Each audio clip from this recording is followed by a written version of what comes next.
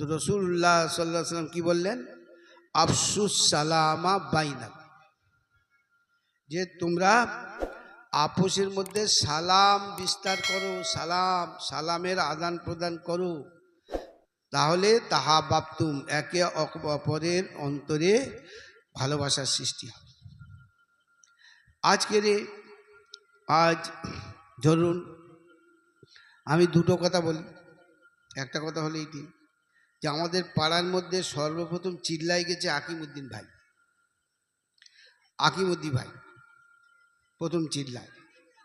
তো চিল্লায় যাওয়ার আগে তার কত যত্ন আদর, কতজন দাওয়াত করে খাইয়েছে, এবং চিল্লায় যাওয়া সেই এই দিক থেকে গেছে, এখান থেকে এই হাসপাতালের মোড় পর্যন্ত সব লোক, পাড়ার একটা লোক বাদ ছিল না গেছে। কিরকম? তখন একে অপরের মধ্যে জোর ছিল, ভালোবাসা ছিল। আর এটা যেহেতু শরীয়তি জিনিস, আমাদের মধ্যে এরম ভালোবাসা থাকলে এটা ঈমানদার হওয়ার লক্ষণ। তা সেটা যখন আমাদের মধ্যে যদি হ্রাস পেয়ে যায়, তার কমতি হয়ে যায়, তাহলে আমাদের চিন্তা করতে হবে যে আমাদের উন্নতি হচ্ছে না অবনতি। একটু আমি অতিরিক্ত বলিনি, যে একদম হাসপাতাল পর্যন্ত গেছে, এত ভালোবাসা হচ্ছে। আর আমি যখন সাহারানপুরে যাই, তো আমি তো সকলের মাথার ফুল ছিলাম। কোনো বাড়ি এমন নেই যেখানে আমি দাওয়াত খাইনি। আর যেদিন আমি সাহারানপুরে যাই, সেদিন এগুতে যাইনি এরম লোক পাড়ার ছিল না। আর এগুলো যারা দেখেছে তারা এখন অনেকেই বেঁচে আছে। হ্যাঁ, অনেকেই তারা বেঁচে আছে, যদিও তাদের সংখ্যা নগণ্য, কিন্তু বেঁচে আছে। তো ভালোবাসার যেটা আগে ছিল, এখন তার মধ্যে অনেক ঘাটতি এসে গেছে। অথচ এই ভালোবাসা এটা কাম্য, যে আমাদের মধ্যে এরম প্রেম প্রীতি ভালোবাসা থাকে। হ্যাঁ, এই যে বড় পুকুরির মাছ বিখ্যাত, কারোর বাড়ি জামাই এলো, যে যখন আমার 10-12 বছর বয়স, তখন আমি দেখেছি জাল ফেলে মাছ নিয়ে জামাদের খাওয়াচ্ছে, এতই ছিল। আর আজকের সেটা আমাদের চিন্তা করতে হবে, যেহেতু এদিক থেকে আমরা আগিয়ে আছি না পিছিয়ে আছি। অথচ এটা শরীয়তি জিনিস, আপোষের মধ্যে মিল, মহব্বত, ভালোবাসা, ঝগড়াঝাঁটি, হিংসা না করা। আজ হিংসায় ভরে গেছে, অথচ হিংসা এত জঘন্য জিনিস যে আল হাসাদু হাসাকুন মান তাআল্লাকা বিহি হালাকা, যে হিংসা এমন একটা কাঁটা, যার অন্তরে হিংসা এসে যাবে তো সে ধ্বংস হয়ে যাবে। আর এক হাদিসে এসছে, আল্লাহ রাসূল সাল্লাল্লাহু আলাইহি ওয়াসাল্লাম বলেন, কাফা কালিল হাসিদ আইয়াগতাম্মা ওয়াক্তা সুরুরিকা, যে হিংসুকের শাস্তি হওয়ার জন্যে, তোমার উপর যে হিংসা করছে তার শাস্তির জন্যে এইটাই যথেষ্ট, যে তোমার যখন কোনো মঙ্গল হবে, তোমার যখন কোনো কল্যাণ হবে, তখন তার রাতের ঘুম উঠে যাবে, সে অস্থির করবে, ছটফট করবে। হ্যাঁ, আর বহু হাদিস এসছে যে হিংসা মানুষকে সর্বনাশ করে। এই অনেক যানবাহনে গাড়িতে লেখা আছে, তোমার হিংসা আমার জয়, তোমার হিংসা আমার জয়। আর তুমি হিংসা করে মরবে, জয় আমার হবে। তাহলে হিংসা কত খারাপ জিনিস। আর কোরআন শরীফের মধ্যে বিখ্যাত ঘটনা হযরত ইউসুফ আলাইহিস সালামের সম্পর্কে, কোরআন শরীফের 12 পারায় যে সব থেকে সুন্দরভাবে যে ঘটনা বর্ণনা করা হয়েছে, সেখানে ইউসুফ আলাইহিস সালামের ভাইয়েরা, তারা ইউসুফ আলাইহিস সালামের উপরে হিংসা করলেন। হিংসা করার ফল কি হলো? হযরত ইউসুফ আলাইহিস সালাম মিশরের সম্রাট হলেন, আর ভাইয়েরা যেখানকে সেখান রয়ে গেল। তো এই হিংসা হিংসি আমাদের আপোষের মধ্যে এসে গেছে। এটা হলো মারণ রোগ, এটা সর্বনাশ। তো সে জিনিস থেকে কিভাবে উদ্ধার পাওয়া যায় তার চিন্তা আমাদের করতে হবে, চিন্তা করতে হবে। যদি না চিন্তা করি কি হবে? হিংসুকের ক্ষতি হবে, আর যার উপরে হিংসা করা হবে তার জয় হবে। এত সাংঘাতিক জিনিস হিংসা, যে আল্লাহ সুবহানাহু ওয়া তাআলা কোরআন শরীফের শেষ দুটো যে সূরা, সূরায়ে ফালাক, সূরায়ে নাস, কুল আউযু বিরাব্বিল ফালাক মিন শাররি মা খালাক ওয়া মিন শাররি গাসিকিন ইযা ওয়াকাব ওয়া মিন শাররি হাসিদিন ইযা হাসাদ। ইয়া আল্লাহ, হিংসুক যখন তার হিংসা চরিতার্থ করে, সে হিংসা অনুযায়ী কাজ করে, তো তার অনিষ্ট হতে আমাকে বাঁচাও। এ আল্লাহ পাক এই দোয়া প্রত্যেক মুসলমান পুরুষ নারীকে করতে বলেছে। মানে হিংসা এরকম জিনিস, কোরআন হাদিস হিংসার বর্ণনায় ভর্তি ভর্তি। রাসূলুল্লাহ সাল্লাল্লাহু আলাইহি ওয়াসাল্লামের উপরে হিংসা করে জাদু করেছে, আর জাদু হুজুর সাল্লাল্লাহু আলাইহি ওয়াসাল্লামের উপর খেটে গেছে। সেই জাদুর প্রক্রিয়া রাসূলুল্লাহ সাল্লাল্লাহু আলাইহি ওয়াসাল্লাম হয়েছে, এবং সেটা একটানা 6 মাস ছিল। আর হুজুর সাল্লাল্লাহু আলাইহি ওয়াসাল্লামের এত কষ্ট হতো, উনি বলতেন যে আমার যেন কেউ কষে পড়ে দড়ি দিয়ে বেঁধে রেখে, আর হুজুর সাল্লাল্লাহু আলাইহি ওয়াসাল্লাম ভুলে যেতেন। আর হুজুর সাল্লাল্লাহু আলাইহি ওয়াসাল্লাম কি হতো, তিনি কোনো কাজ করেননি, মনে করতেন, তার মনে হতো আমি এটা করছি। আর যে কাজ করা হয়ে গেছে উনি তখন মনে হতো যে আমি করিনি। দীর্ঘ 6 মাস ভীষণ যন্ত্রণায় তিনি কাতর হয়ে পড়তেন। এইবারে 6 মাস পরে রাসূলুল্লাহ সাল্লাল্লাহু আলাইহি ওয়াসাল্লাম শুয়ে আছেন, দুজন ফেরেশতা, একজন মাথার দিকে, একজন পায়ের দিকে। পায়ের দিকের ফেরেশতা বলছে যে এনার কি হয়েছে রাসূলুল্লাহ সাল্লাল্লাহু আলাইহি ওয়াসাল্লামের উপর। মাথার দিকের ফেরেশতা বলতে এনাকে জাদু করা হয়েছে, জাদু জাদু জাদু। পায়ের দিকের ফেরেশতা বলতে কি দিয়ে জাদু করা হয়েছে? বলে ফি মুস্তিন ও মাসাতাতিন, তার মানে খেজুরের চাপ নিয়েছে, খেজুরের চাপ নিয়ে হুজুর সাল্লাল্লাহু আলাইহি ওয়াসাল্লামের নখ, মাথার চুল, চিরুনি, এই সমস্ত দিয়ে তাতে ভরে দিয়েছে, আর ভরে দিয়ে তার উপর মন্ত্র পড়েছে, আর মন্ত্র পড়ে এইবারে হুজুর সাল্লাল্লাহু আলাইহি ওয়াসাল্লামকে জাদু করে দিয়েছে। পাঁচ দিকের ফেরেশতা বলছে কে জাদু করেছে, কে জাদু করটা, কে সর্বনাশটা কে করলো? মাথার দিকের ফেরেশতা বলছে লবিদ ইবনে আসম আর তার মেয়েরা, ইহুদি সর্বনাশা লবিদ ইবনে আসম আর তার মেয়েরা মিলে এই জাদু। তা পায়ের দিকে ফেরেশতা বলছে এখন তারই কি করা হবে?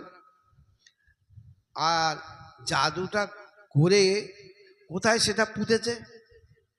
মাথার দিকের ফেরেশতা বলছে জাদু করে, আর সেটা অন্ধকূপ, যে মদিনা মুনাওয়ার কূপ সমূহের মধ্যে একটা কুয়া একদম মজে গেছে, বলে তার অনেক গভীরে পুঁতে। এবার পা দিকের ফেরেশতা বলছে এর থেকে পরিত্রাণের উপায় কি? মাথার দিকের ফেরেশতা বলছে যে এর থেকে পরিত্রাণের উপায় হলো ওইটাকে তুলতে হবে, আর তোলার পরে তারপরে তার ব্যবস্থা করতে হবে। তা পায়ের দিকের ফেরেশতা বলছে তুলে কি হবে? তাহলে তুলবার পরে ব্যবস্থা হয়ে যাবে। এইবারে রাসূলুল্লাহ সাল্লাল্লাহু আলাইহি সাল্লাম আলী রাদিয়াল্লাহু তাআলা আনহুকে সঙ্গে নিয়ে সেই কূপে গেলেন, সেই কুয়ায়। আর কুয়ায় গিয়ে আলী রাদিয়াল্লাহু তাআলাকে নামিয়ে দিলেন, নামো। আলী রাদিয়াল্লাহু তাআলা খুলছেন বই, কই পাচ্ছি না তো, পাচ্ছি না তো, বলে আরো গভীরে আছে। তো আরো খোলা হলো, খুলে এইবার বের হলো সেইটা। আর তারপরে কুল আউযু বিরাব্বিল ফালাক, কুল আউযু বিরাব্বিন নাস অবতীর্ণ। এতে 11টা আয়াত আছে, আর 11টা গেরো লাগিয়েছিল মন্ত্র পড়ে 11টা গেরো লাগিয়েছিল। এবার রাসূলুল্লাহ সাল্লাল্লাহু আলাইহি সাল্লাম কি করলেন, আল্লাহর হুকুমে এক একটা করে আয়াত পড়লে লাগলেন, কুল আউযু বিরাব্বিল ফালাক, ফট করে ওঠে, তখন ও একটা গেরো খুলে যায়। এরকম ভাব সূরা নাস, কুল আউযু বিরাব্বিন মিনাল জিন্নাতি ওয়ান নাস পর্যন্ত 11টা গেরো খুলে গেল।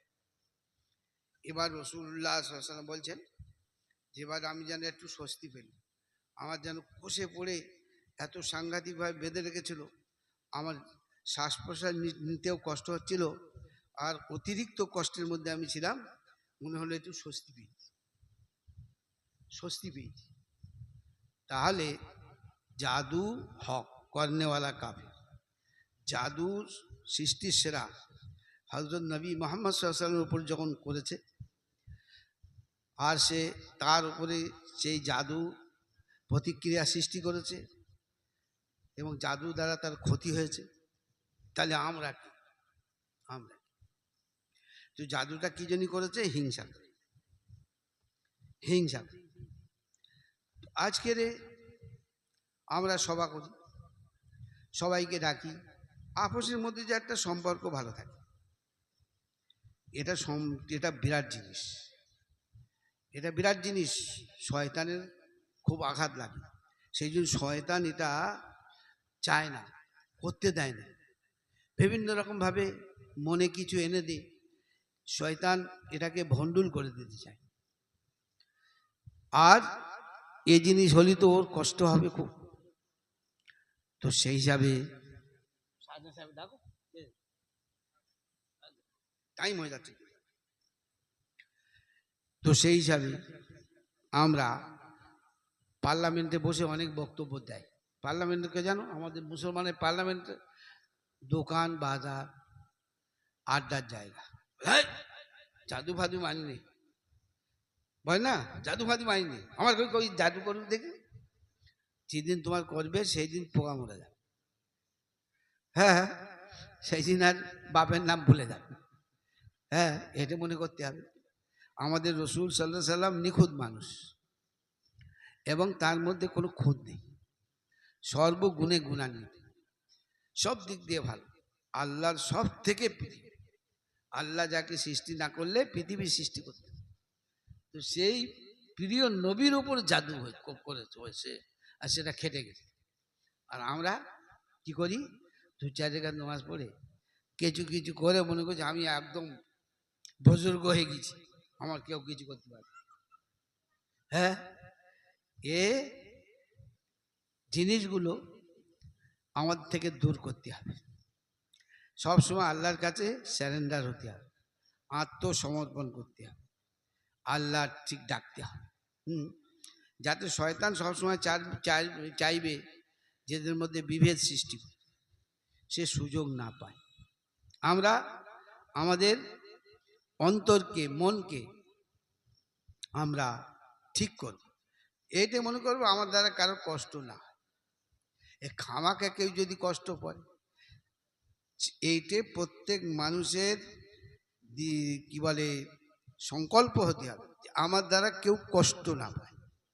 এইবার যদি হিংসুক, তার তো কষ্ট হবে, তার রাতের ঘুম উঠে যাবে, সে ছটফট করবে, অস্থির হবে, তো তার তো আমি কষ্ট দিচ্ছি না, সে পেয়ে যাচ্ছে, সে ভাত গুনাহ আমার উপর হবে না। তাই আজকের এই মসজিদের অনেক উন্নতি হয়েছে, এখনো অনেক কাজ বাকি আছে। আর সেই সঙ্গে সঙ্গে এখানে একটা মক্তব চলছে, মোনাজ্জাম মক্তব। এই মক্তবে কতদূর কি হয়েছে না হয়েছে কালকেরে আমরা অনেক শুনেছি। আর এই বাচ্চাদের আমাদের খুব যত্ন নিতে হবে, যত্ন সহকারে এখানে পাঠাতে হবে, কারণ এই যে দোয়াগুলো ওরা মুখস্থ করছে জীবনে ভুলবে না। ছোটবেলায় যেটা মুখস্থ করে সেটা যেমন পাথর কেটে তাতে কিছু লিখে দেওয়া হয়, তাহলে সে দাগ ওঠে না, পাথরের দাগ। ধুলো বালি পড়ে যদি বন্ধ হয়ে যায়, কিন্তু যখন তার উপরে মুষলধারে বৃষ্টি হবে, বা সেটাকে পরিষ্কার করা হবে, সেটা ফুটে উঠবে, সেটা ফুটে উঠবে। সেই জন্য আমরা শিক্ষার দিক দিয়ে এগিয়ে যাই। এমন কোনো মানুষ না থাকে কোরআন শরীফ পড়তে পারে না। যে কোরআন শরীফ পড়তে পারে না তার কত ক্ষতি হয়ে গেল, আর কত তার লোকসান হয়ে গেল। এরকম কেউ যেন না থাকে। আমরা আমাদের ছেলেদের পাঠাবো, মেয়েদের পাঠাবো, এবং এটা যাতে সুষ্ঠুভাবে চলে তার জন্যে সর্বরকম ভাবে আমরা সহযোগিতা করব। এবং সেই সঙ্গে শাহজাহান সাহেব আসেনি, কি হলো রে বাবা, ডাকতে যায়নি? সেই সঙ্গে আমি সকলের কাছে একটা অনুরোধ রাখবো, আপনারা চিন্তা করবেন যে আমরা এরকমভাবে যে একে অপরকে সম্মান, একে অপরের সঙ্গে সাক্ষাৎ হলে সালাম বিনিময় করি, এবং এই সব সময় আমাদের মনে থাকবে যে আমার দ্বারা এই যেন কষ্ট না পায়, আমার দ্বারা যেন কষ্ট না পায়। সেই জন্য আমরা আল্লাহ সুবহানাহু ওয়া তাআলার কাছে দোয়া করব, আজকেরও দোয়া করব যে আল্লাহ সকলকে এখানে আসার তৌফিক দাও, আর আমাদের সভা করার যে উদ্দেশ্য সেই উদ্দেশ্যকে তুমি সফল করো, এবং সেই সঙ্গে সঙ্গে যে মসজিদের আরও যে কাজগুলো বাকি আছে সে কাজগুলো তাড়াতাড়ি যাতে হয়ে যায় সেজন্য আমরা সর্বদিক দিয়ে সব সময় চেষ্টা করি। এক কথায় আমরা এই মনে করব যে আমার দ্বারা কারোর ক্ষতি না, আমার দ্বারা কারোর ক্ষতি না। এবারে জোর করে যদি কেউ ক্ষতি করে সে তার জবাব সে আল্লাহর কাছে, যে আল্লাহ নবী সাল্লাল্লাহু আলাইহি ওয়াসাল্লাম বলেছেন খায়রুন নাস মান ইয়ানফাউন নাস, সব থেকে উত্তম ব্যক্তি যার দ্বারা মানুষ উপকৃত হয়, যার দ্বারা মানুষ উপকার পায়, সব থেকে উত্তম ব্যক্তি সেই ব্যক্তি।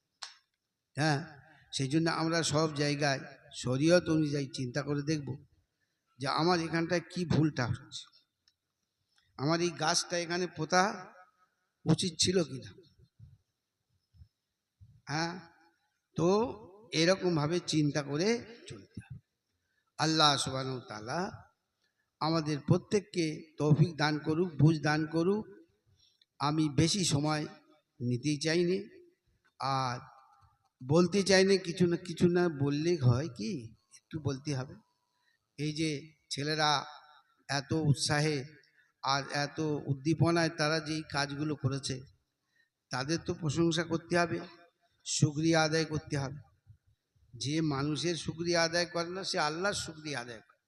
হাদিস শরীফে মাল্লাম ইয়াশকুরিল নাস লাম ইয়াশকুরিল্লাহ, যে মানুষের শুকর আদায় করে না আল্লাহরও শুকর আদায়। আল্লাহ তাআলা আমাদের ভালোভাবে জমে পড়ে বসে এখানে শুনবার কথা, বড় বড় আলিমরা এসছে, তো তাদের কথা আমরা শুনব। আল্লাহ তৌফিক দান করুক।